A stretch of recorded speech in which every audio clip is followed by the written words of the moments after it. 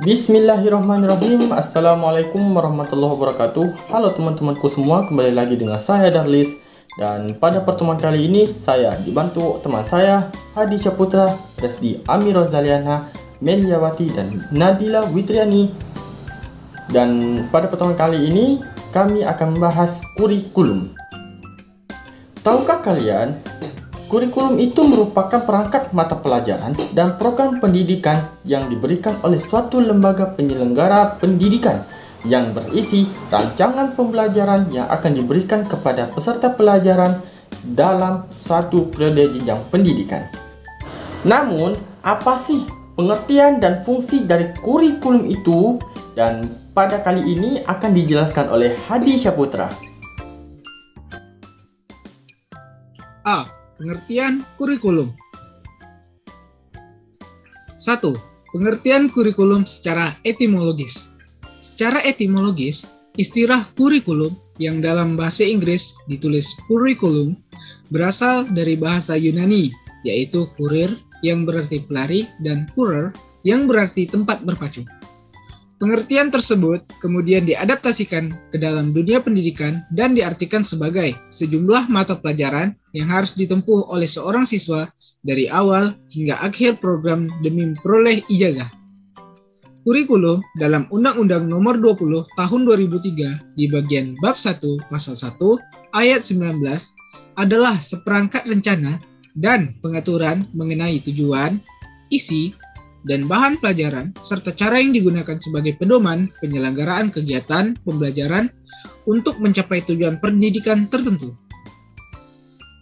2. Pengertian kurikulum menurut para ahli. Menurut John Dewey, kurikulum merupakan suatu rekonstruksi berkelanjutan yang memaparkan pengalaman belajar anak didik melalui suatu susunan pengetahuan yang terorganisir dengan baik. Menurut Romin, kurikulum dapat diartikan pemahaman sebagai pedoman pelaksanaan semua kegiatan pembelajaran, aktivitas-aktivitas, dan pengalaman-pengalaman dengan siswa yang berlangsung di sekolah, baik dilakukan di kelas maupun di luar kelas. Menurut Hilda Tabah, kurikulum menekan pada tujuan suatu statement, tujuan-tujuan khusus, memilih dan mengorganisir suatu isi, implikasi, dan dalam pola pembelajaran dan adanya evaluasi. Menurut Orlowski and Smith, kurikulum adalah bagian dari program sekolah. Kurikulum berisi apa yang diharapkan pada siswa dalam pembelajaran. Menurut Inlow, kurikulum adalah usaha menyeluruh yang dirancang oleh pihak sekolah untuk membimbing murid memperoleh hasil pembelajaran yang sudah ditentukan. B. Fungsi kurikulum. Fungsi kurikulum untuk kepala sekolah adalah sebagai pemimpin yang penyelenggaraan pendidikan di sekolah, ada sebagai pedoman pengelolaan sistem pendidikan. Kurikulum juga berfungsi sebagai patokan pengawasan kepala sekolah, juga indikator keberhasilan pembelajaran. Untuk guru, fungsi kurikulum untuk guru adalah sebagai pedoman pengajaran pada siswa. Kurikulum memberikan patokan yang jelas tentang proses pengajaran, juga materi yang harus diberikan pada anak didik. Untuk siswa, fungsi kurikulum untuk siswa adalah sebagai acuan belajar. Dengan adanya kurikulum, siswa mengetahui materi apa saja yang harus dipelajari dan juga dipahami, sehingga siswa dapat mempersiapkan ujian dengan lebih baik. Untuk masyarakat atau orang tua, fungsi kurikulum bagi masyarakat, terutama orang tua siswa, adalah sebagai pedoman dalam pengawasan siswa. Pemahaman orang tua terhadap kurikulum dapat menentukan pola didik dan tercapainya keberhasilan kurikulum pendidikan sekolah kepada seorang anak. Terima kasih kepada Hadi Syaputra yang telah menjelaskan pengertian dan fungsi dari kurikulum itu. Namun, apa sih komponen dari kurikulum ini? Dan pada materi ini akan dijelaskan oleh Resdi Amira Zaliana. Baiklah, di sini saya akan membahas tentang komponen-komponen kurikulum, di mana terdiri dari tujuan. Menurut Hamel Uyuh Sabdullah 1994, bahwa tujuan pendidikan secara universal akan menjangkau 3 jenis nilai utama, yaitu autonomi, equity, dan survival. Dalam Permendiknas nomor 22 tahun 2007 dikemukakan bahwa tujuan pendidikan tingkat satuan pendidikan dasar dan menengah dirumuskan mengacu kepada tujuan umum pendidikan berikut. Yang pertama, tujuan pendidikan dasar, di mana di sini lebih mengarah ke pengetahuan, kepribadian, akhlak mulia, serta keterampilan untuk hidup mandiri dan mengikuti pendidikan lebih lanjut. Yang kedua, tujuan pendidikan menengah adalah meningkatkan kecerdasan, pengetahuan, kepribadian, akhlak mulia, serta keterampilan untuk hidup mandiri dan mengikuti pendidikan lebih lanjut. Dan yang terakhir, tujuan pendidikan menengah kejuruan adalah meningkatkan kecerdasan, pengetahuan, kepribadian, akhlak mulia, serta keterampilan untuk hidup mandiri dan mengikuti pendidikan lebih lanjut sesuai dengan kejuruan yang diminatinya.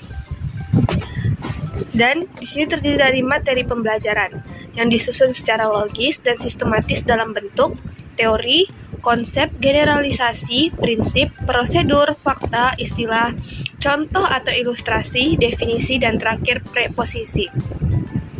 Terlepas dari filsafat yang mendasari pengembangan materi, Nana Syaidi Sukamadinata pada tahun 1997 mengetengahkan tentang sekuens susunan materi pembelajaran, yaitu sekuens kronologis, kausal, struktural, logis, dan psikologis, spiral, rangkaian ke belakang berdasarkan hierarki belajar.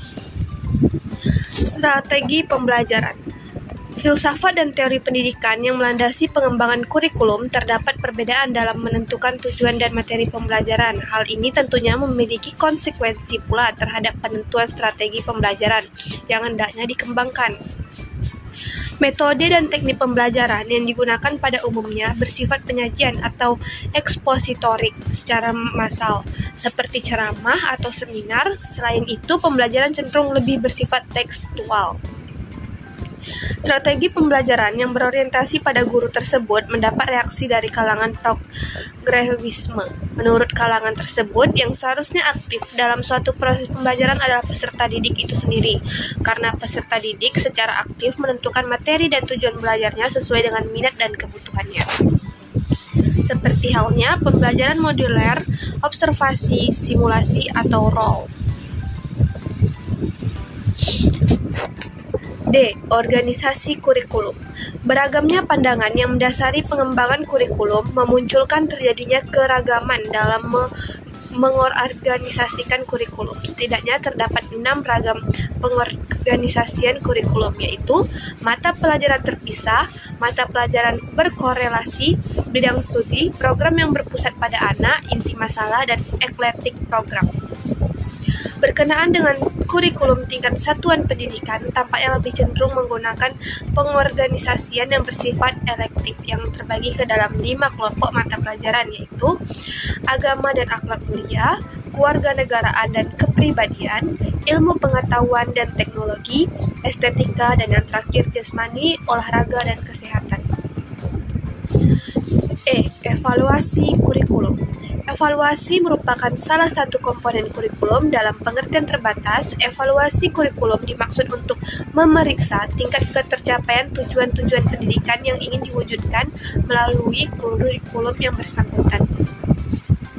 Sedangkan dalam pengertian yang lebih luas, evaluasi kurikulum dimaksudkan untuk memeriksa kinerja kurikulum secara keseluruhan ditinjau dari berbagai kriteria, agar hasil evaluasi kurikulum tetap bermakna diperlakukan persyaratan-persyaratan tertentu.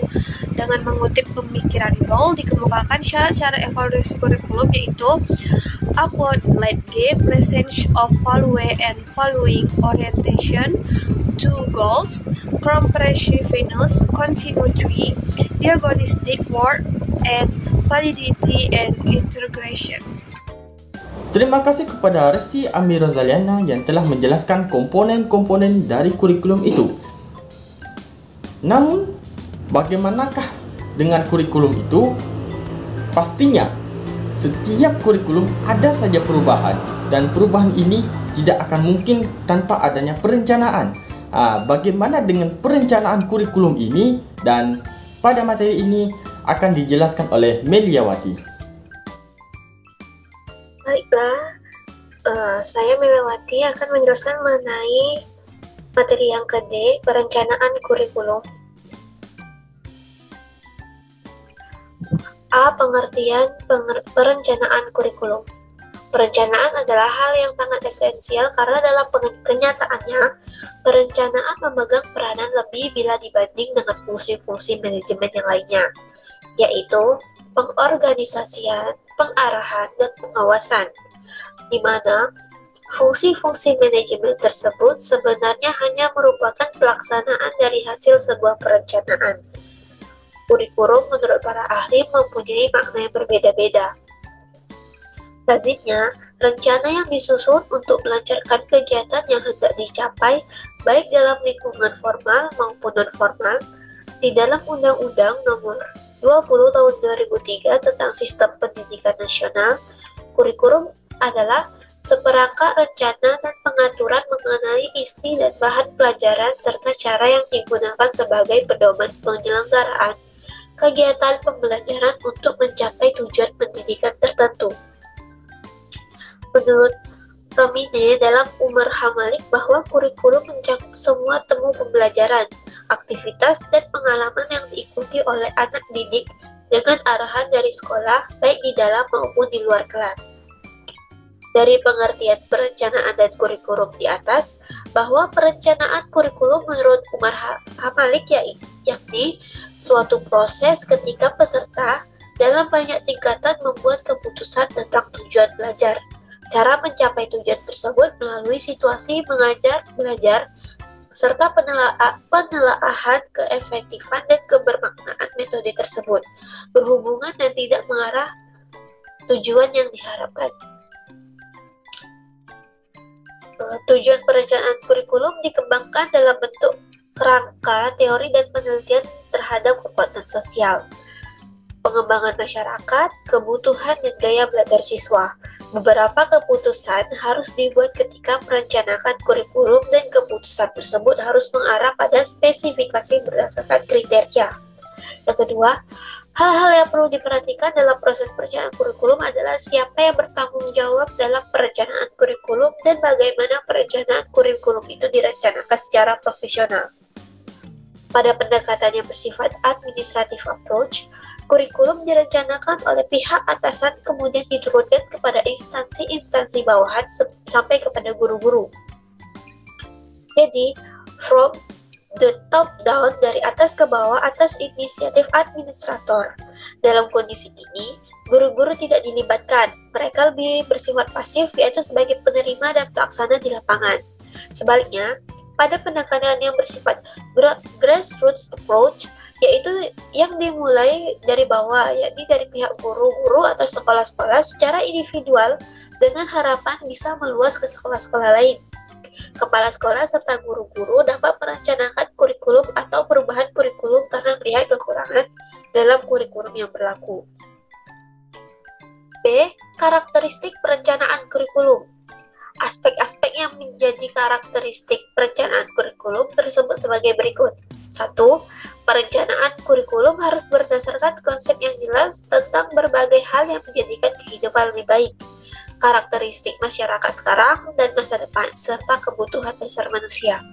Yang kedua, perencanaan kurikulum harus dibuat dalam rangka kerja komprehensif yang mempertimbangkan dan mengordinasi unsur esensial belajar mengajar efektif. Yang ketiga, perencanaan kurikulum harus bersifat reaktif dan antisipatif. Yang keempat, tujuan-tujuan pendidikan harus meliputi rentang yang luas akan kebutuhan dan minat yang berkenaan dengan individu dan masyarakat. Yang kelima, rumusan berbagai tujuan pendekatan harus diperjelas dengan ilustrasi konkret agar dapat digunakan dalam pengembangan rencana kurikulum yang spesifik. Yang keenam, dalam perencanaan kurikulum harus diadakan evaluasi secara kontinu terhadap semua aspek pembuatan keputusan kurikulum yang juga meliputi analisis terhadap proses dan konten kurikulum. Yang ketujuh, Berbagai jenjang sekolah, dari taman anak-anak sampai perguruan tinggi, hendaknya merespon dan mengakomodasi perubahan, pertumbuhan, dan perkembangan siswa. Masuk yang ke C, asas perencanaan kurikulum. Perencanaan kurikulum disusun berdasarkan asas-asas sebagai berikut. Yang pertama, objektivitas. Maksudnya, perencanaan kurikulum memiliki tujuan yang jelas dan spesifik berdasarkan tujuan pendidikan nasional, data input yang nyata sesuai dengan kebutuhan. Yang kedua, keterpaduan. Perencanaan kurikulum memadukan jenis dan sumber dari semua disiplin ilmu, keterpaduan sekolah dan masyarakat, keterpaduan internal, serta keterpaduan dalam proses penyampaian. Yang ketiga, manfaat. Perencanaan kurikulum menyediakan dan menyajikan pengetahuan dan keterampilan sebagai bahan masukan untuk pengambilan keputusan dan tindakan, serta bermanfaat sebagai acuan strategis dalam penyelenggaraan pendidikan. 4. Efisiensi dan efektivitas. Perencanaan kurikulum disusun berdasarkan prinsip efisiensi dana, tenaga, dan waktu dan efektif dalam mencapai tujuan dan hasil pendidikan. Yang kelima, kesesuaian. Perencanaan kurikulum disesuaikan dengan sasaran peserta didik, kemampuan tenaga kependidikan, kemampuan iptek, dan perubahan atau perkembangan masyarakat. Yang keenam, keseimbangan. Perencanaan kurikulum memperhatikan keseimbangan antara jenis bidang studi, sumber yang tersedia, serta kemampuan dan program yang akan dilaksanakan. 7. Kemudahan. Perencanaan kurikulum memberikan kemudahan bagi para pemakainya yang membutuhkan pedoman berupa bahan kajian dan metode untuk melaksanakannya proses pembelajaran. Ke-8. Berkesinambungan. Perencanaan kurikulum ditata secara berkesinambungan sejalan dengan tahap-tahap dan jenis dan jenjang satuan pendidikan. Yang ke-9, pembakuan. Perencanaan kurikulum dibakukan sesuai dengan jenjang dan jenis satuan pendidikan, sejak dari pusat, provinsi, kabupaten, atau kota madya. Yang ke-10, mutu. Perencanaan kurikulum membuat perangkat pembelajaran yang bermutu, sehingga turut meningkatkan mutu proses belajar dan kualitas lulusan secara keseluruhan. Tahap perencanaan kurikulum. Hafni Lajid dalam bukunya Pengembangan Kurikulum mengemukakan bahwa kegiatan pengembangan kurikulum di lembaga dibagi menjadi 3 tahapan, yaitu yang pertama, perumusan tujuan institusional. Dalam tujuan pengetahuan, keterampilan, dan sikap yang sesuai dengan suatu lembaga pendidikan tertentu, misalnya SMP, SMU, dan lain-lainnya, adalah hal yang harus diperhatikan bagi para fungsi lembaga pendidikan itu. Yang kedua, tahapan pengembangan setiap bidang studi. Langkah-langkah yang harus ditempuh dalam mengembangkan setiap program studi ini meliputi, yang pertama, merumuskan tujuan kurikuler, yang kedua, merumuskan tujuan pengajaran, yang ketiga, menetapkan pokok bahasan atau subpokok bahasan, yang keempat, menyusun garis-garis besar program pengajaran, yang kelima, menyusun pedoman khusus. Tahapan yang ketiga, pengembangan program pengajaran di kelas. Pengembangan program pembelajaran di kelas khususnya Indonesia bertolak dengan suatu dasar konsep sistem. Secara sederhana, sistem itu mempunyai komponen-komponen sebagai berikut. Yang pertama, tujuan, yang kedua, bahan atau isi, yang ketiga, metode, yang keempat, alat, yang kelima, evaluasi, dan yang keenam, proses. Baiklah, sekian dari saya. Terima kasih kepada Meliawati yang telah menjelaskan tentang perencanaan kurikulum. Namun, pastinya dalam kurikulum ini ada saja perkembangan yang akan terjadi dari KTSP menuju K13. Untuk perkembangan kali ini akan dijelaskan oleh Nadila Witriani. Baiklah, sebelumnya perkenalkan, nama saya Nadila Witriani dengan NIM 2003020012. Di sini saya akan melanjutkan pembahasan materi mengenai pengembangan kurikulum. Nah, jadi pengembangan kurikulum itu sendiri merupakan suatu proses yang menyeluruh sebagai bentuk kebijakan nasional dalam pendidikan yang disesuaikan dengan visi, misi, dan juga strategi yang dimiliki dari pendidikan nasional. Dalam pengembangan kurikulum ini, ada yang namanya prinsip pengembangan kurikulum dalam meningkatkan kualitas pembelajaran. Nah, salah satu prinsipnya dari beberapa prinsip yaitu ada yang namanya prinsip relevansi. Nah, secara internal, kurikulum memiliki relevansi antara komponen kurikulum seperti tujuan, bahan, strategi, organisasi, dan juga evaluasi. Sedangkan secara eksternal, komponen itu memiliki relevansi dengan tuntutan sains dan juga teknologi, atau bisa kita sebut sebagai relevansi epistemologis. Nah, tuntutan dan potensi siswa atau relevansi psikologis, serta tuntutan dan kebutuhan pengembangan masyarakat atau relevansi sosiologis. Maka dalam membuat kurikulum harus memperhatikan kebutuhan lingkungan masyarakat dan siswa di sekitarnya, sehingga nantinya akan bermanfaat bagi siswa untuk berkompetisi di dunia kerja yang akan datang. Prinsip yang kedua yaitu ada namanya prinsip fleksibilitas, yang dimana pengembangan kurikulum berupaya agar hasilnya fleksibel dalam implementasinya, memungkinkan penyesuaian berdasarkan situasi dan juga kondisi, tempat, dan waktu yang selalu berkembang, serta kemampuan dan latar belakang siswa. Prinsip yang ketiga yaitu prinsip kontinuitas, yakni adanya kesinambungan dalam kurikulum baik secara vertikal maupun secara horizontal. Pengalaman belajar yang disediakan kurikulum harus memperhatikan kesinambungan, baik yang ada di dalam tingkat kelas, antar jenjang pendidikan, maupun antara jenis pekerjaan. Prinsip yang keempat yaitu ada prinsip efisiensi.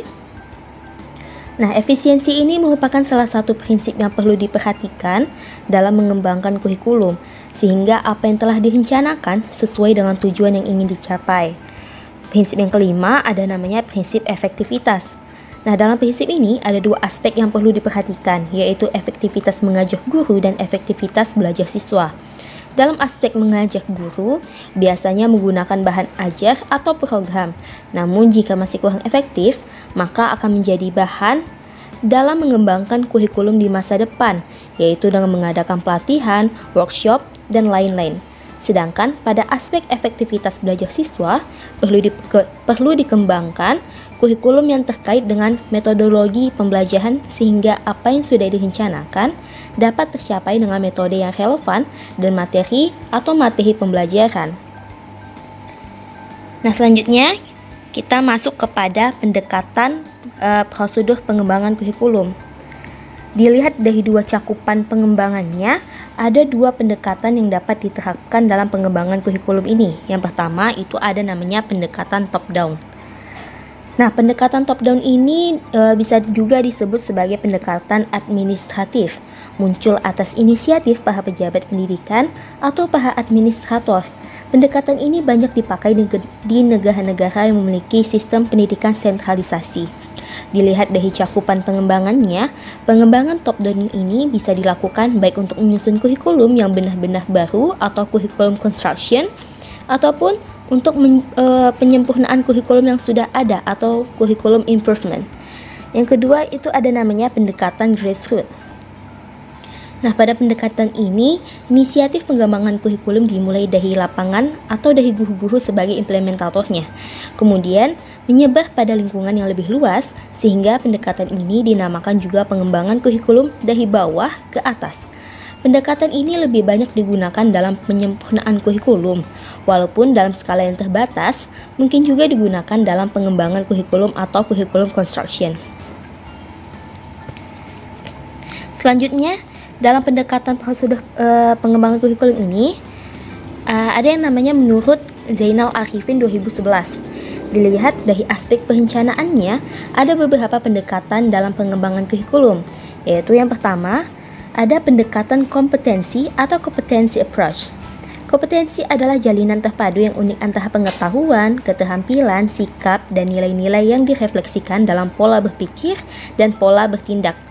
Pendekatan kompetensi ini menitik beratkan pada sebuah ranah, yaitu ada kognitif, efektif, dan psikomotorik. Ciri-ciri pokok pendekatan kompetensi ini adalah berpikir secara teratur dan sistematik. Sasaran penilaiannya lebih difokuskan pada tingkat penguasaan dan kemampuan memperbaharui diri atau generative capability. Untuk yang kedua ada namanya pendekatan sistem atau system approach. Nah, pendekatan sistem ini adalah penggunaan berbagai konsep yang sehasil dari teori sistem yang umum untuk memahami teori organisasi dan praktik manajemen. Yang ketiga, ada pendekatan klasifikasi nilai atau value clarification approach. Klasifikasi nilai adalah langkah pengambilan keputusan tentang prioritas atas keyakinan sendiri berdasarkan pertimbangan yang rasional, logis, sesuai dengan perasaannya dan perasaan orang lain, serta aturan yang berlaku. Baiklah, sekian dari saya. Saya kembalikan kepada moderator. Terima kasih. Baiklah, terima kasih kepada teman-teman yang telah menyaksikan video pembelajaran dari kami ini. Semoga dengan video kali ini memberikan wawasan dan motivasi kepada teman-teman semua. Saya Darlis, perwakilan dari kelompok 1. See you next time and wassalamualaikum warahmatullahi wabarakatuh.